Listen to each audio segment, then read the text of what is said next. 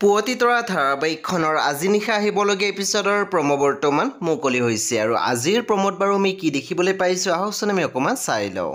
আজিৰ প্ৰম'ৰ প্ৰথম ভাগত আমি দেখিবলৈ পাইছোঁ বিন্দুৱে টিউশ্যন কৰাই আছিলে আৰু তেতিয়াই দেউতাকে মনে মনে চাই কৈ আছিল, এদিন যদি এইক মই শিক্ষয়িত্ৰীৰ ৰূপত দেখা পাওঁ মোৰ জীৱনটো সাৰ্থক হ'ব। তাৰপিছত আমি প্ৰম'ত দেখিবলৈ পাইছোঁ অনুৱে বেদৰ লগত বহি আছিলে আৰু পিছৰ পৰা ৰত্নই আহি অনুক ঠেলা মাৰি দিছিলে আৰু কৈ আছিলে, পনাকণ ঐ এইটো দেখোন লেহুকা, একেবাৰে লেটু খেটু।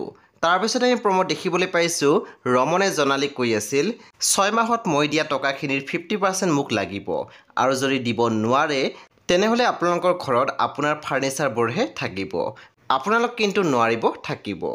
চ' বন্ধু বান্ধৱীসকল আজি নিশা 9 বজাত ৰং টিভিত আহিবলগীয়া পুৱতি তৰা ধাৰাবাহিকখন খুব বেছি ইণ্টাৰেষ্টিং হ'বলৈ গৈ আছে। চ' আপোনালোকে চাবলৈ একেবাৰে নাপাহৰিব। পৰৱৰ্তী আপডেটৰ বাবে আপোনালোকে আমাৰ চেনেলটো ছাবস্ক্ৰাইব কৰি কাষত থকা বেল আইকনটো টিপি দিবলৈ নাপাহৰিব।